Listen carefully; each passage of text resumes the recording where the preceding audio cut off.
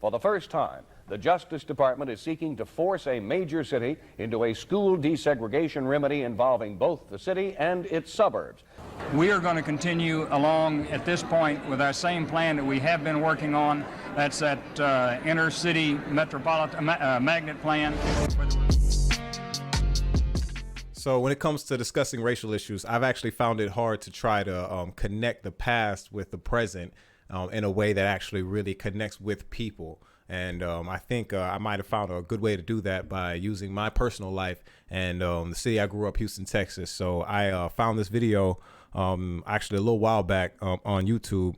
It was a video done by ABC. It was an old broadcast from ABC 13 News, Houston, and called Teenage Boozers and Users. And the first segment of this newscast, it was in the 1980s. They actually, it was a quick segment about the fight for desegregation in Houston Independent School District. And anybody that's from Houston watching this, man, this, actually, you probably, and black people in general, saying my age, I'm 30, I was born in 1990, right? And so this is, 10 years before I was born, just a decade before I was born. I think it's very enlightening and may actually help illuminate, some of the issues that may have been out of your control in your life that you grew up with. And I just wanted to actually discuss this and actually come back on the other side and talk about it.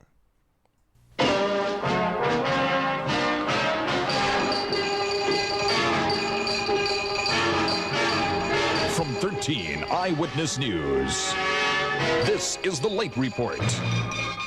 With Dave Ward, the sports with Bob Allen, and the weather with Ed Brandon. Good evening, friends. Houston is in the forefront of a major issue tonight. It's causing heated discussion on all sides. For the first time, the Justice Department is seeking to force a major city into a school desegregation remedy involving both the city and its suburbs. The government today charged that 22 suburban school districts around Houston helped cause a concentration of minority students in the Houston School District. The suit seeks a metropolitan or cross-district desegregation plan. Eyewitness News reporter Van Hackett is standing by at tonight's meeting of the Houston School Board, where that government suit has been a major topic of discussion. Van? Dave, school officials had received advance warning, so the actual filing came as no surprise. Nonetheless, they were dismayed, and they called the suit actually disruptive. School Board President Terrence Findlay said that the HISD is presently in compliance with all federal court orders, and he said that the school district will press ahead with its present desegregation plan. We are going to continue along at this point with our same plan that we have been working on. That's that inner city metropolitan magnet plan, where we're trying to get voluntary students coming over into our system from the suburban school districts to assist us in desegregating some of our schools. Superintendent Billy Reagan agreed the district will go ahead with its present plans, adding that forced measures would be counterproductive. Forced busing is totally ridiculous. I think it's totally unproductive. And I really believe that with some cooperation that we'll be able to meet this challenge from Washington and solve it in Houston satisfactorily. The Justice Department charges that 22 suburban school districts, including Clear Lake in Galveston County and Fort Bend and Pearland in Brazoria County, contribute to the concentration of minority students in Houston public schools. For instance, Sheldon, Pasadena, Alief, Spring, Katy, Deer Park, and Spring Branch, all in Harris County, have black student enrollments of less than 3%. Of the 310,000 students in these suburban districts, fewer than 11% are black and fewer than 11% are Hispanic. Meanwhile, 46% of Houston students are black, while 28% are Hispanic. The Justice Department was also highly critical of the city of Houston and the state of Texas, both named as parties in the suit. The state is criticized for allegedly encouraging private racial discrimination in housing and for refusing to allow HISD to expand. The city allegedly has refused to approve low-income public or subsidized housing outside of minority neighborhoods. Tonight, Mayor McCon reacted angrily to the charge. The federal government has confused the city of Houston with the Houston Independent School District. We have not been together since 1923. They need to bring their records up to date. It's foolish, stupid. They talk about the building of freeways being a part of the cause of a lack of total integration in the Houston Independent School District. The freeways were built in 1950. Where were they then? It's kind of a typical harassment of the Justice Department of the City of Houston and our lack of zoning. Maureen Zimmerman has also been working on this story, and tonight she talked with Spring Branch Independent School District officials and parents about the effect on their school district. These Spring Branch School District parents came to this meeting to get a progress report on their district, an annual report that ironically came on the same day the U.S. Justice Department said some big changes have to be made. Reaction from parents was mixed. Well, personally, the safety of my children is my #1 concern, and just getting to and from Spring Branch schools, I think, is a difficult enough job in the traffic, and I really would hate to see them go across Houston. Okay, so if they said they would bus your child into the Houston Independent School District, you'd say, okay? We would certainly have to consider that possibility as realistic, yes. Spring Branch Superintendent Henry Wheeler says it's still too early to tell what is going to happen, but he says the district will be ready. We would fight it. We would go to court because in past cases it has had to be proven that there's been some type of discrimination, and there has been no discrimination in our structure of our school system. Wheeler says he will be meeting with district lawyers to discuss possible options and actions. In Spring Branch, Maureen Zimmerman, Eyewitness News. If the suit does go to court, Houston Independent School District Superintendent Billy Reagan says it could take 3 to 5 years before it's settled, or even longer. From the Houston Independent School District School Board meeting, Van Hackett, live with the Instant Eye. That was the report from ABC 13 back in 1980, and I want to make a few key notes, right? So I grew up here, right? You know what I'm saying? I knew a bunch of people that went to Spring Branch ISD schools, Katy, you know what I'm saying? Bel Air has its own school district. If you notice, the superintendent, they were talking to the superintendent of Spring Branch, he was against it. Even people from HISD were against, the government's intervention. And yeah, man, I think it's actually very interesting. This is only 10 years before I was born. Remember, like I said, I was born in 1990. This happened in 1980. So I want to kind of walk you all through, what happened. Like, I grew up on the southwest side of Houston. So, I want I want to give this this more context, if that makes sense. So I want to bring up this timeline, a very specific timeline right here.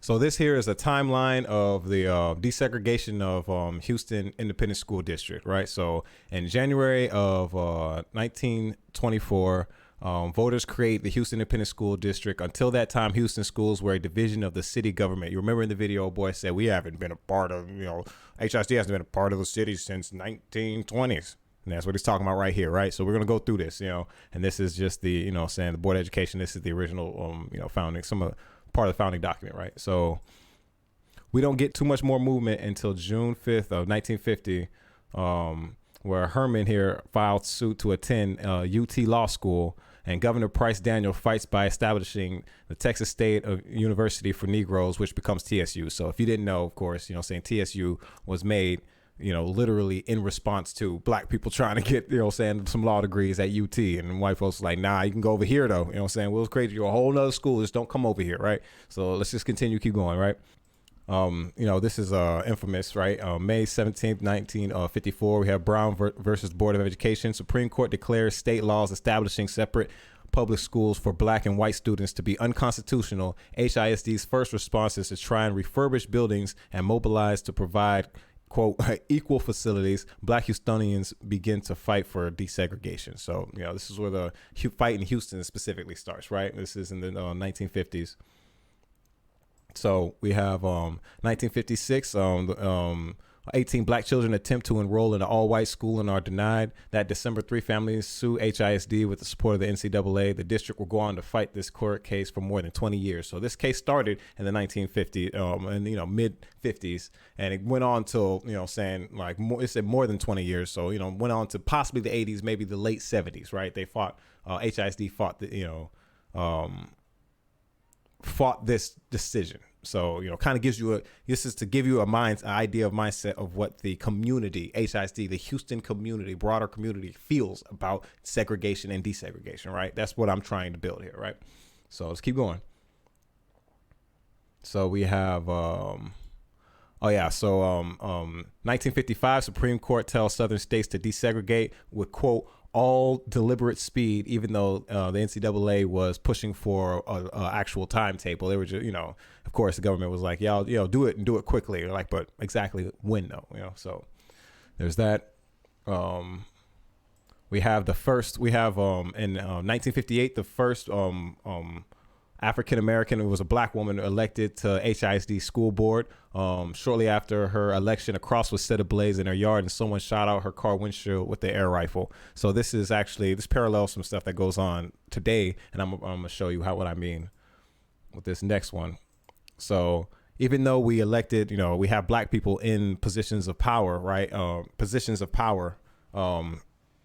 Back in 1958, we got somebody, African-American position of power, and still in 1964, segregation remains persistent. Only 3% of 39,000 black students attend integrated schools in 1964, 10 years after Brown decision was handed down. So basically, even though we had people in power, still nothing was moving. And that's just a very obvious and real parallel to like having a black president and still, black people still not, we still getting the shaft, getting, the short end of the stick, kind of that representation being more symbolic than anything is what I'm saying. It's been going on forever is what I'm pointing out, but we're still going. It's not even the main point, right?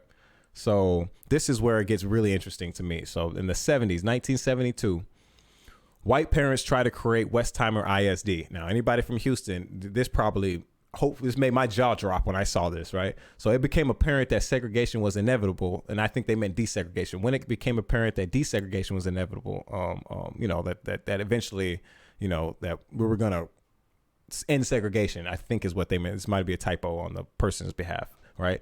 Many white families began to move to the suburbs. Many white families who had moved out west along I-10 tried to form their own school district, Westheimer ISD.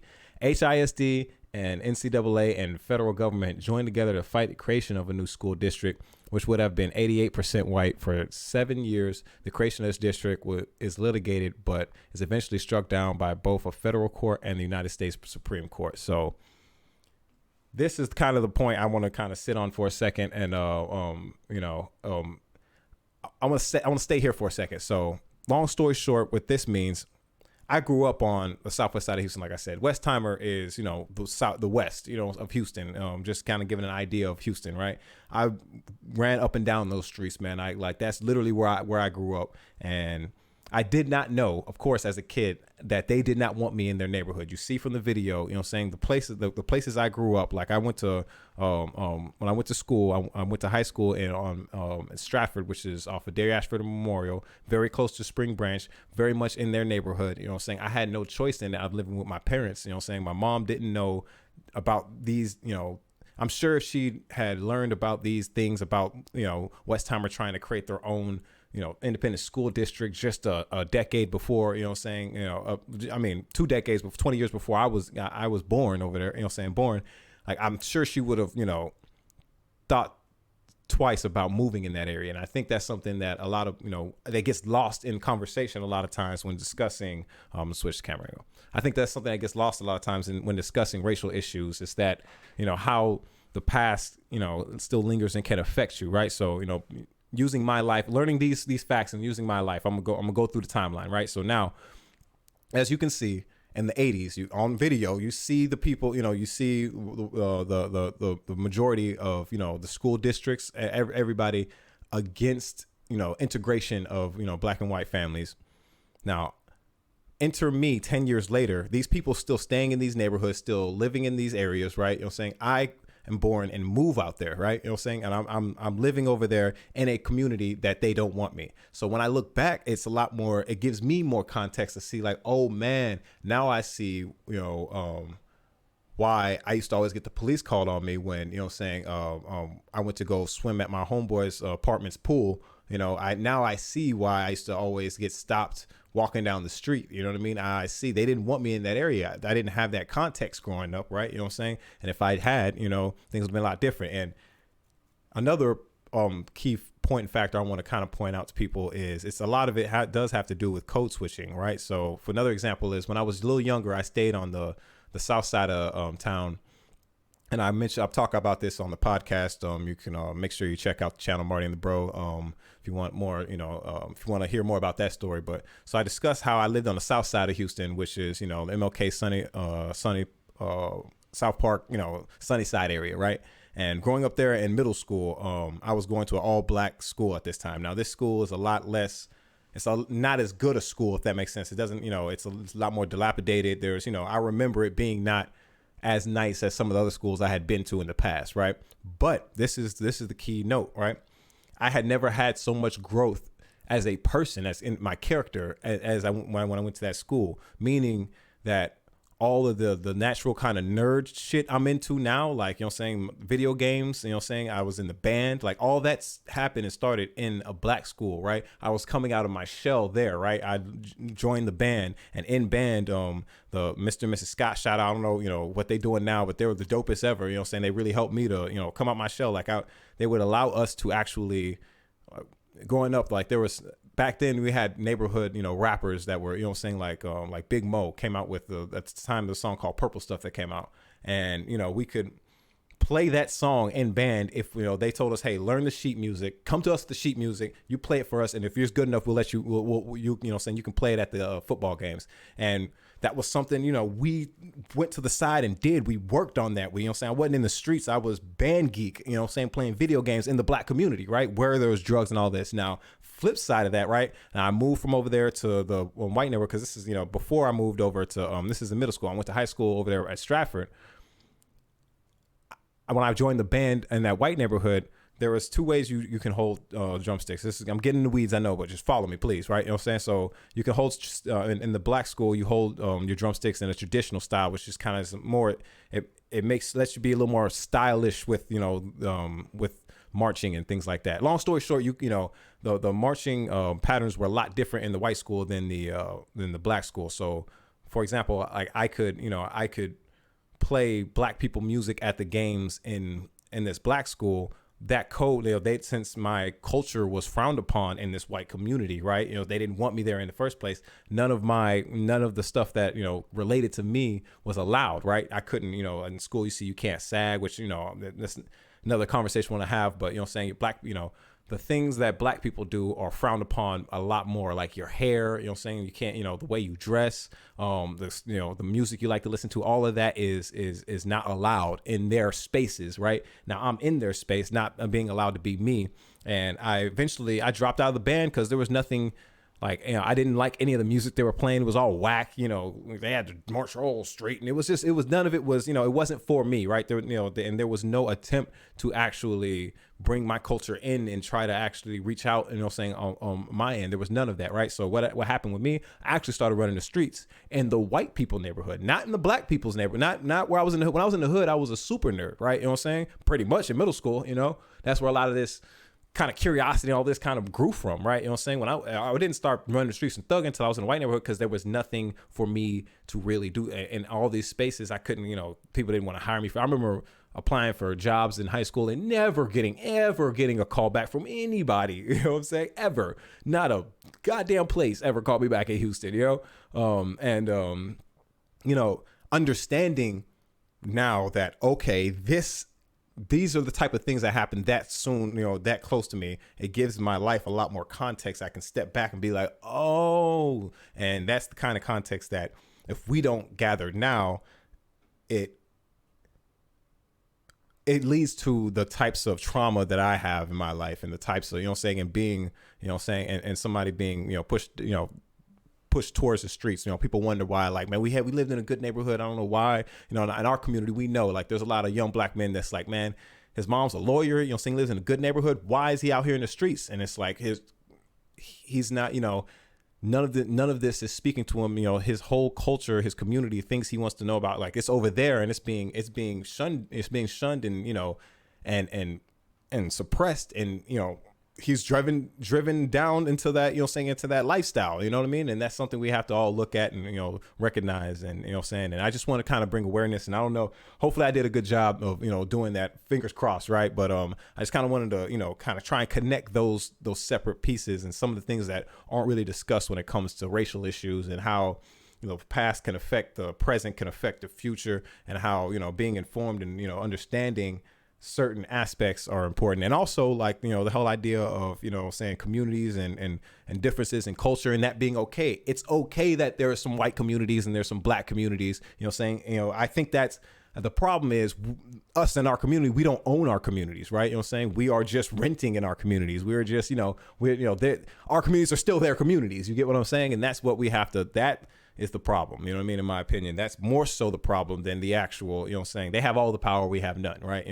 And that's there's you can, I don't want to go into this rabbit hole too much of like how, whether segregation was warranted or not, or whether it failed or not, but that's a very interesting conversation to have. And maybe I'll have it later if you all are interested in something like that. But it's just something I really wanted to point out and let you know, like, hey, especially if you're from where I'm from, if you're from Houston, this sounds familiar. Maybe even something happened in your neighborhood and you're starting to realize, looking back, like, dang, man, that is kind of how, man, I didn't even think about that possibly being the situation, and proof that why this is still relevant. I'm gonna show you. There's a video I watched today. Let's get into it. Welcome to the neighborhood. Now that you're here and out of the ghetto, please leave your ghetto ways on the other side of town. Nobody wants to hear your music blasting from your car radios while you sit in your car smoking your drugs. Where did I come from? How do you know where I came from? Did you just assume because of my color? We're sitting in our cars doing drugs. You can drug test me, take my hair. I've never done drugs in my life. Autry saying the letter is so disturbing, preying on racial stereotypes. We got angry. Our children live here. We have to raise our children where they don't have to fear. The letter sparking reaction. The alderman of the district, George Nugent, giving this statement to Yeah, so the alderman, saying he's deeply disturbed and this, that, which he should do and all that good stuff. I don't want to knock him, I don't want to knock that person, right? So, but the point I want to make about this, right, is that this video was done by African Diaspora News Channel, Phil Scott from that channel. He does some really good work. Make sure you check out his channel, support him. I'll leave a link.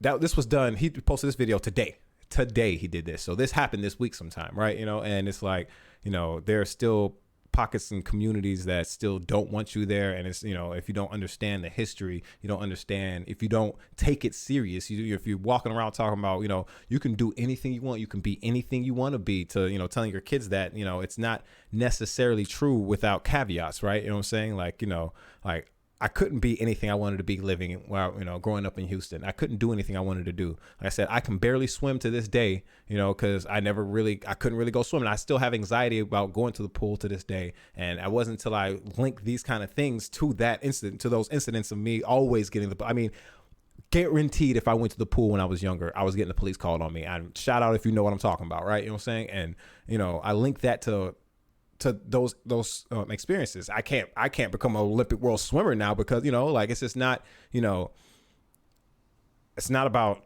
you. If we don't face these problems head on and be honest about them, not only to our kids, but to ourselves, there will continue to be problems. And then, and these problems will continue to persist and be perpetuated. And, ain't nobody going to save you. We got to save ourselves. And I mean that for all Americans. It ain't just isn't about black people. You're only as strong as the weakest link. You know what I mean? And, like, we have to, we have the least amount of ownership. We have the least amount of power in this country. And it's not by accident. It's not, it's not a coincidence that we were once enslaved and now we still are, lagging behind. That is not a coincidence. You know what I mean? We just, what it takes is being serious and honest with ourselves about, like, hey, yeah, this is still a problem. And unless we conscious, like everything else in your life, anything else in your life, like everybody expects you got to focus and make sure you figure that out. At least me, bro, nobody wants to, if I have one personal problem going on in my life, don't nobody want to hear nothing about my race and none of those racial issues. You know what I mean? Like if I'm doing one thing out of order, out of wrong, then it has nothing to do with my race. It's that one thing, right? You know what I'm saying? So I'm saying, we need to hold that standard to the country, right? Saying, nah, son, nah, you know what I mean? We, like, no, everybody got personal issues. This, these systems in place, that, these remnants of that system, even if you want to say it like that, that are still in place, that are still holding you back, saying need to be addressed. And like I said, in my opinion, that's collective ownership. You make sure you go join a cooperative and, appreciate y'all hearing this out. I'm going to leave it at this, power to the people. I'm out. Yo, you like what you just saw? Make sure you like, share, subscribe so the algorithms can algorithm or whatever sorcery they do. Follow us on our socials, links all down in the description, and let's keep rocking.